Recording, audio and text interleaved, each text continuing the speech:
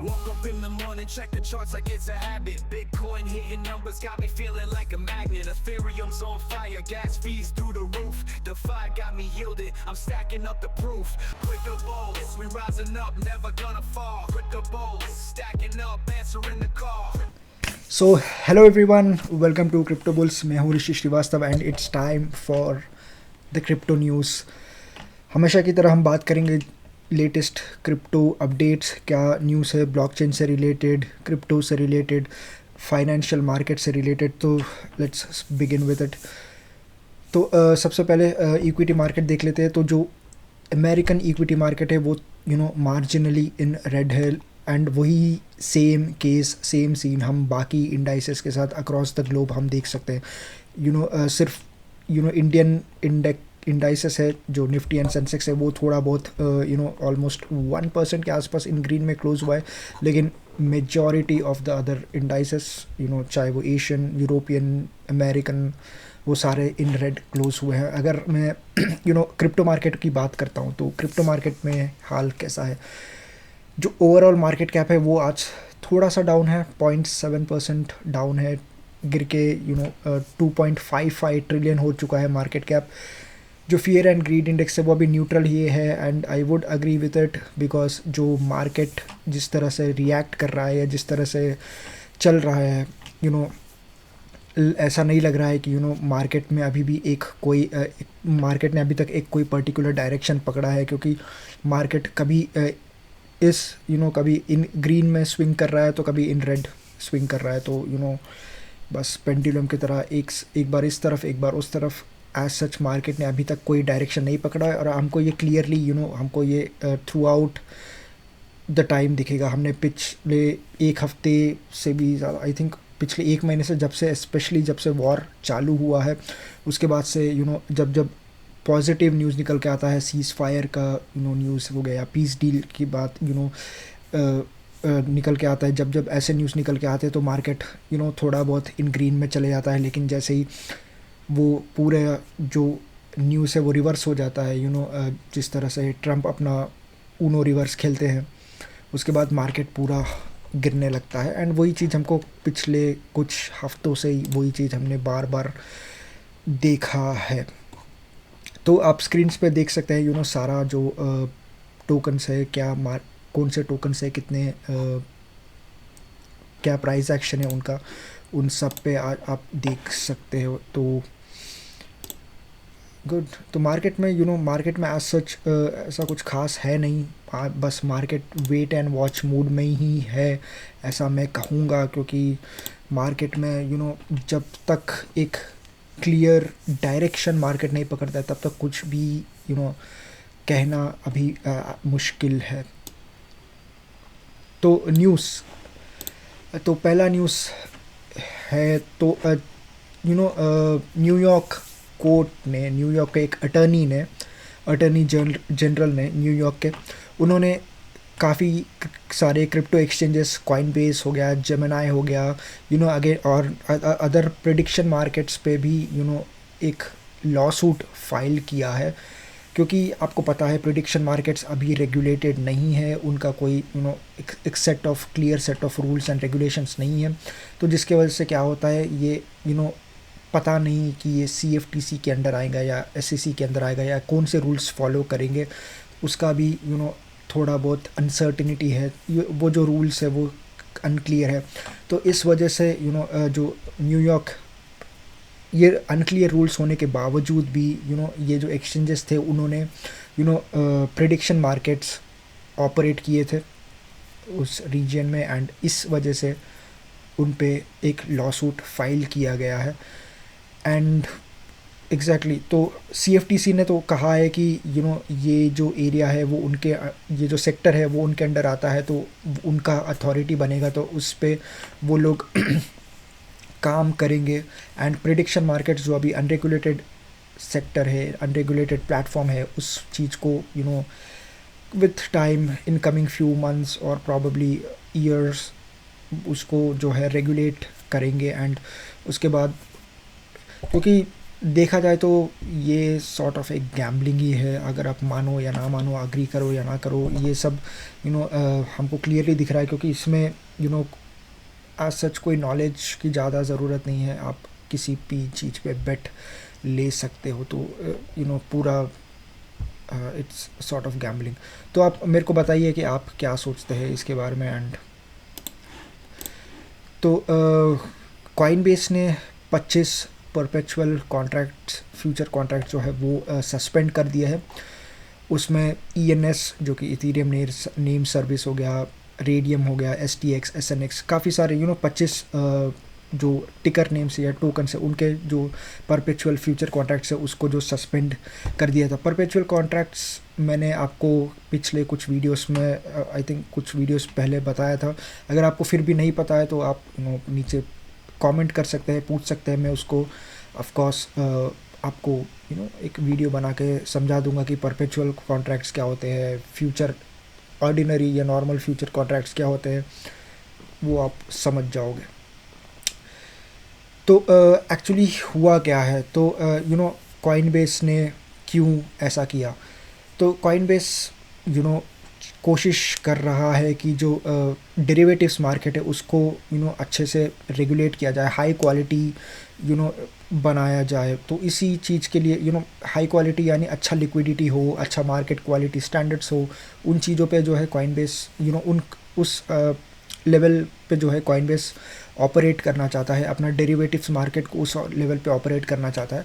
And कभी कभी ऐसे छोटे स्टेप्स लेने पड़ते हैं जहाँ, क्योंकि आपका गोल अगर आपका जो गोल है वो बड़ा हो तो आपको ऐसे छोटे छोटे थोड़े बहुत बैक स्टेप्स लेने पड़ते हैं। एंड वो एक्चुअली मार्केट के लिए अच्छा है and even for the exchange as well, क्योंकि अगर इससे जो कॉन्फिडेंस है इन्वेस्टर्स का, ट्रेडर्स का, वो बढ़ता है। तो बेसिकली वही रीज़न है कि वो उन्होंने क्यों जो है इन टोकन्स के परपेचुअल कॉन्ट्रैक्ट्स जो है सस्पेंड किया था। एंड सस्पेंशन के बाद जितने भी जो ट्रेडर्स थे जो अपने पोजीशंस होल्ड करके रखे थे उनको उस लेवल पे क्लोज किया गया उनके पोजीशंस को।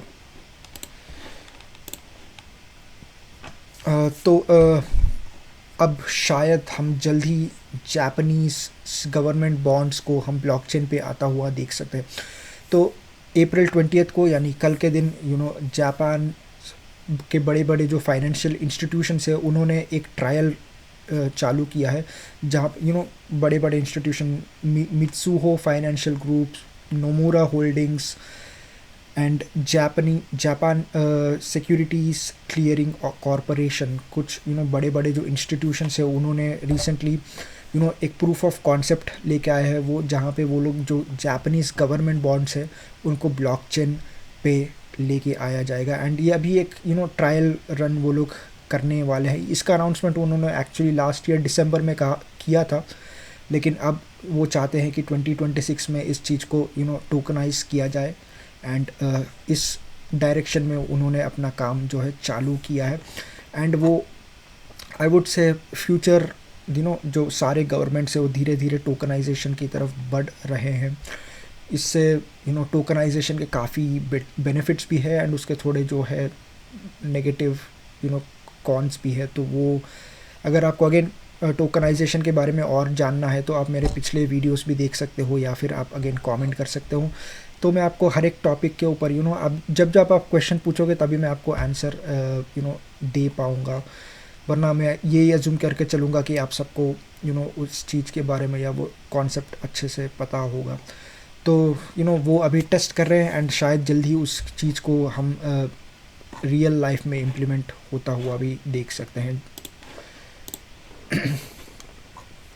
अगला आर्टिकल है केल्प डाओ। तो हुआ ऐसा है, सो एक्चुअली केल्प डाओ एक प्रोटोकॉल है जहाँ पे आप अपने इथीरियम को रीस्टेक कर सकते हैं। इथीरियम ऑलरेडी जो स्टेक्ड इथीरियम है उसको रीस्टेक कर सकते हैं। एक लिक्विड प्रोटोकॉल है, रीस्टेकिंग प्रोटोकॉल है। एंड रिसेंटली उसमें एक सिक्योरिटी ब्रीच हुआ है। तो अटैकर ने क्या किया था, अटैकर ने जो ये केल्प डाओ है वो लेयर ज़ीरो यूज़ करता है क्रॉस चेन ब्रिज के लिए, जिसका बेसिकली ये मतलब होता है कि लेयर ज़ीरो क्योंकि वो क्रॉस चेन ऑपरेबिलिटी प्रोवाइड करता है, तो बेसिकली दो ब्लॉक चेन्स के बीच में अगर जो है ट्रांजैक्शन होना है, टोकन्स मूव करना है, तो आपको एक लेयर ज़ीरो ब्लॉकचेन की ज़रूरत होती है। एंड वही लेयर ज़ीरो नाम है, एक एक टोकन का नाम है, बट लेयर ज़ीरो खुद में ही एक सबसे जो बॉटम लेयर होता है लेयर ज़ीरो, जो कि क्रॉस चेन ऑपरेबिलिटी प्रोवाइड करता है, वो लेयर ज़ीरो होता है।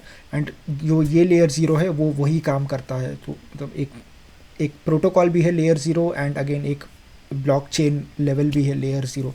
तो ये जो लेयर ज़ीरो प्रोटोकॉल है वो एक्चुअली जो केल्प डाओ है वो लेयर ज़ीरो प्रोटोकॉल यूज़ करता है अगर क्रॉस चेन कोई ट्रांजैक्शन करना हो तो अगर आप जब भी आप केल्प डाओ, क्योंकि वो एक रीस्टेकिंग प्रोटोकॉल है, तो आप अपना जो स्टेक्ड इथीरियम उस पर रीस्टेक करोगे तो आपको यील्ड मिलेगा।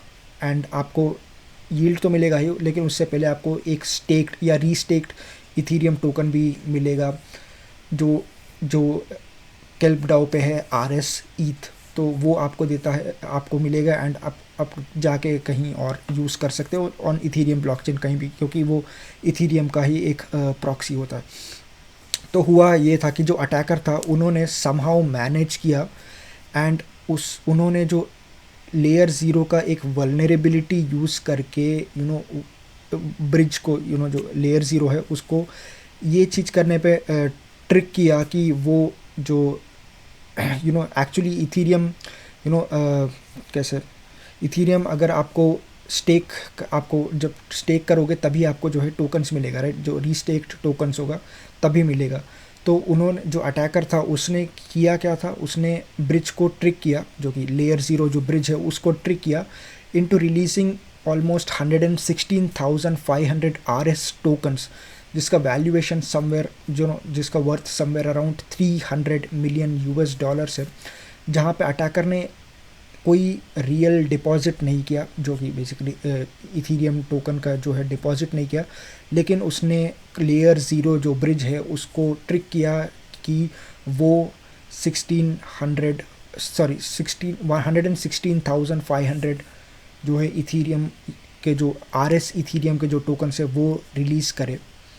एंड उसने लेयर ज़ीरो को जो वल्नरेबिलिटी था वो यूज़ किया था, एंड उसमें वो सक्सेसफुल भी रहा था। उसके बाद जो है उस जो अटैकर था उसने क्या किया, वो जो RS ETH का जो टोकन था उसको लेके जाके आवे पे, जो कि लेंडिंग प्रोटोकॉल है, DeFi प्रोटोकॉल है, उस पे उसने उसी RS ETH से जो है Ethereum, real Ethereum and stable coins में जो है एक्सचेंज किया था, जिसके वजह से, क्योंकि आप देखोगे जो RS ETH टोकन है वो तभी इशू होना चाहिए जब आप अपना इथीरियम टोकन या फिर स्टेक्ड टोकन जो है आप रीस्टेक करते हैं। लेकिन यहाँ पे जो RS ETH टोकन इशू किए गए थे उसके एक्सचेंज में कोई भी इथीरियम टोकन्स जो है रीस्टेक नहीं किए गए थे, कोई भी कोलैटरल नहीं रखा गया था। तो ये सॉर्ट ऑफ बैड डेट है। एंड क्योंकि वो जो RS ETH के टोकन से वो आवे पे रखे गए थे एज कोलैटरल, बट अगेन वो RS ETH टोकन के एक्सचेंज में कोई ETH टोकन थे ही नहीं, तो वो आवे पे बेसिकली एक बैड डेट हो गया था।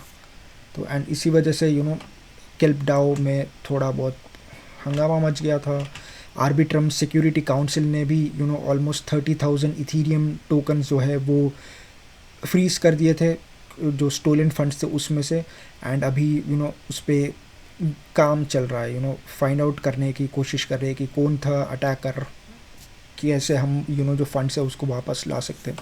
कहा जा रहा है कि जो हमेशा नॉर्थ कोरियन का जो लजारस ग्रुप होता है वो शायद इस अटैक के पीछे हो सकता है। एंड ये हमने इनके बारे में काफ़ी बार हमने बात भी की है। तो अगला आर्टिकल तो रेव टोकन। तो अब आते हैं एक और स्कैम के पीछे ऊपर। तो रेव टोकन आपने नहीं सुना होगा, काफ़ी लोगों ने नहीं सुना होगा, एक नया टोकन है। तो ये बेसिकली एक ऐसा टोकन है। रेव डाओ खुद एक रेव डाओ का वो नेटिव टोकन है। रेव डाओ क्या है? वो एक वेब3 एंटरटेनमेंट प्लेटफॉर्म है जहाँ पे हम जैसा हमारे पास booking.com हो गया, जहाँ पे या फिर बुक माई शो हो गया, वो जहाँ पे आप टिकट्स खरीद सकते हो एंटरटेनमेंट, चाहे म्यूज़िक हो जाए, चाहे कोई भी इवेंट हो जाए, उनके टिकट्स आप बुक माई शो पे खरीद सकते हो। उसी चीज़ को ऑन चेन जो है ये रेव डाओ ऑफ़र करता था। वो एक ऐसा प्रोटोकॉल है जहाँ पे आप on chain electronic music events जो होते थे उनके टिकट्स खरीद सकते थे। एंड हुआ ऐसा था कि जब ये टोकन लॉन्च हुआ था उसके बाद जो टोकन था सिर्फ 9 डेज़ के अंदर अपने नया ऑल टाइम पीक पे चला गया था। वो 0.25 सेंट्स से 0.25 सेंट से 27 डॉलर्स तक गया था। ऑलमोस्ट 100 टाइम्स मल्टीप्लाई हुआ था ये टोकन सिर्फ 9 डेज़ के अंदर। एंड जब अपने पीक पे था उसका वैल्यूएशन 7 बिलियन तक गया था। एंड अपना पीक टच करने के 48 आवर्स के बाद ही इस टोकन में एक बहुत बड़ा क्रैश आया एंड जो प्राइस है वो 90% गिर के $1.15 तक गिर चुका था। एंड 5.7 ऑलमोस्ट 6 बिलियन का जो मार्केट कैप था वो वॉश आउट हो गया था। एंड इसी चीज़ को जो जैक XBT है, जो कि एक ऑन चेन क्रिप्टो इन्वेस्टिगेटर है, काफ़ी पॉपुलर है, तो उन्होंने कहा था कि ये एक coordinated pump and dump scheme है, क्योंकि जो रेव टोकन है वो सिर्फ जितना भी जो सप्लाई है उसमें जो सिर्फ 3 वॉलेट्स है जो कि 90% of the rev tokens control करते हैं। तो आप मान के चलिए जो ये सारा का सारा कॉन्सेंट्रेशन सिर्फ इस 3 वॉलेट्स पे है। एंड ये 3 वॉलेट्स ही डिसाइड कर सकते हैं कि जो टोकन का वैल्यू है वो किस डायरेक्शन में जाएगा। एंड जो उन्होंने अभी मतलब काम चल रहा है बिटगेट, बाइनेंस जो एक्सचेंजेस है, उन्होंने खुद एक इंटरनल इन्वेस्टिगेशन चालू किया है टू फाइंड आउट क्या ये एक्चुअली एक पंप एंड डंप स्कीम था, to find out the real perpetrators. Also रेव डाउ ने तो कम्प्लीटली डिनाई किया है कि इन प्राइस मैनिपुलेशन में उनका कोई हाथ नहीं था। एंड वो खुद भी अब एविडेंस ढूंढने की कोशिश कर रहे हैं, लेकिन एविडेंस तो क्लियर है, क्योंकि ऑन चेन एविडेंस तो क्लियर है कि जो सप्लाई है वो इन 3 वॉलेट्स में ही कॉन्सेंट्रेटेड है। तो बस अब तो वही कंट्रोल करेंगे, राइट।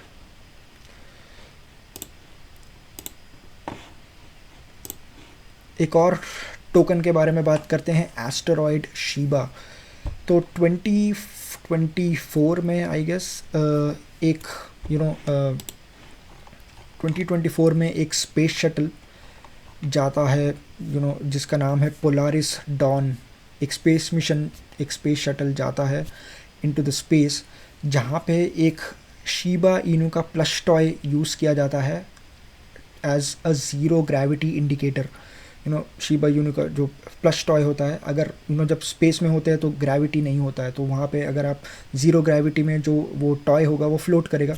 एंड यही चीज़ जो है वो टाइम पे कैमरा पे दिखाया गया था, एंड जिसके बाद ये टोकन को लॉन्च किया गया था। इसका ये टोकन का एक और एक स्टोरी भी है कि रिसेंटली जो इसने जो ये शीबा इनू का जिसने प्लश टॉय बनाया था, लिव पेरेटो, वो एक 15 साल की एक बच्ची थी। एंड वो कैंसर से फाइट करते हुए वो मर गई थी। एंड उसी के याद में जो है उसने एक्चुअली कहा था कि इलॉन मस्क को एक्चुअली ट्विटर पे या कहीं तो ट्वीट किया था उसने कि मरने से पहले कि जो ये शीबा इनू का प्लश टॉय है उसको स्पेस एक्स का मैस्कॉट बनाइए प्लीज़। तो मस्क ने कहा था विल आंसर शॉर्टली। एंड उसके बाद शायद मस्क ने इस चीज़ के बारे में ट्वीट किया एंड वो जो टोकन था एस्ट्रॉयड टोकन वो ऑलमोस्ट 400% सर्ज हुआ। लेकिन अगेन हमको पता ही है ऐसे टोकन्स के साथ क्या होता है, ये भी basically pump and dump scheme ही होता है, लोगों को स्कैम किया जाता है। हमने बार बार हर मीम कॉइन के साथ यही होता हुआ देखा है, एक टोकन का एक हाइप साइकिल होता है लेकिन उसके बाद वो अगेन अगले ही कुछ घंटों के अंदर क्रैश हो जाता है। तो हमने ये बार बार देखा ही है। तो यही तो दोस्तों कुछ इंपॉर्टेंट न्यूज़ एंड अपडेट्स, क्योंकि ज़्यादा कोई न्यूज़ एज सच नहीं है। कुछ टोकन्स, क्योंकि ये काफ़ी टाइम से हमने ये टोकन्स के बारे में बात नहीं की एंड ये टोकन्स अभी कुछ दिनों से न्यूज़ में भी थे, क्योंकि जो भी हुआ है उनके साथ, जो भी इंसिडेंट्स हुए हैं उनके साथ, इस वजह से उन पे एक छोटा सा न्यूज़ बनाना काफ़ी इम्पॉर्टेंट था, तो इसलिए मैंने बनाया। अगर मैक्रो फैक्टर्स की बात कर रहे हैं तो रिजल्ट्स सीज़न चालू हो चुका है। काफ़ी बड़े बड़े इंडस्ट्रीज़, काफ़ी बड़े बड़े जो कंपनीज है उनके रिजल्ट्स आ रहे हैं, तो इस वजह से जो मार्केट है उतना ईरान यूएस वॉर को रिएक्ट नहीं कर रहा है। एंड अगेन उसमें एज सच कोई मेजर डेवलपमेंट्स भी नहीं निकल के आए हैं, क्योंकि जो पहले था वही स्टेटस अभी भी है। मैं कहूँगा स्टेटस को वही है, क्योंकि जो स्टेट ऑफ हॉर्मुज़ है वो अभी भी क्लोज है। ट्रंप अभी भी कोशिश कर रहा है ईरान के साथ एक डील क्रैक करने के लिए, लेकिन ईरान कम्प्लीटली अवॉइड कर रहा है, इग्नोर कर रहा है ट्रंप को। ये देखते हैं कब तक चलता है एंड क्या वो ये जो सिचुएशन है यहाँ से और एस्केलेट होता है नहीं होता है, ये भी देखने वाली बात होगी। एंड अभी तो नहीं लग रहा है कि वॉर जल्दी ख़त्म होने वाला है। अगर हम गोल्ड प्राइसेस की भी बात करते हैं, ऑयल प्राइसेस की भी बात करें, तो वो भी सॉर्ट ऑफ थोड़ा बहुत वॉलेटाइल ही है। थोड़ा बहुत क्रैश आया था जब न्यूज़ निकल के आया था कि फाइनली एक सीज़ फायर हुआ है, तो उसके बाद जो है ऑयल में ऑयल कमोडिटी में अच्छा खासा ऑलमोस्ट 10 to 15% का डाउन साइड देखा गया था। लेकिन उसके बाद से वापस से वही लेवल्स पे ऑयल अभी आ चुका है, ऑलमोस्ट $95-96 पे जो है ब्रेंट क्रूड जो है ट्रेड कर रहा है। WTI का भी वही हालत है। अगर सिल्वर समवेयर अराउंड $79, गोल्ड $4600 पर आउंस पे ट्रेड कर रहा है। तो मार्केट अभी भी कंफ्यूज्ड है। मैं कहूँगा सेम चीज़ हमको क्रिप्टो में ही भी देखने को मिल रहा है। एंड मैं कहूँगा क्रिप्टो अभी is like the one of the first indicator of any major event, क्योंकि जनरली इवेंट्स आजकल वीकेंड्स पे ही हमको देखने को मिल रहा है एंड वीकेंड्स पे सारा मार्केट क्लोज रहता है, सिर्फ क्रिप्टो ही जो है खुला रहता है। एंड क्रिप्टो में ही हमको वो प्राइस एक्शन देखने को मिलता है। क्रिप्टो पहला मार्केट है जो किसी भी मेजर इवेंट को रिएक्ट करता है, तो हम इसको एक सॉर्ट ऑफ इंडिकेटर मान के चल सकते हैं। लेकिन अभी तो मार्केट एकदम मैं कहूँगा कंसोलिडेट ही कर रहा है, मार्केट में ऐसा कोई बड़ा मूव नहीं है। तो thanks for your time, thank you for watching. अगर आपको वीडियो अच्छा लगा है तो लाइक कीजिए, सब्सक्राइब कीजिए एंड ऑल्सो वो जो व्हाट्सएप चैनल है उसमें आप ज्वाइन कीजिए, ताकि आपको लेटेस्ट जो न्यूज़ है वो आपको टाइम टू टाइम मिलते रहे। ऑफकोर्स मैं वीडियो बनाता रहूँगा, लेकिन आपको अगर टेक्स्ट प्रीफर करते हो तो आप चैनल ज्वाइन कर सकते हो। So thank you, until next time, bye.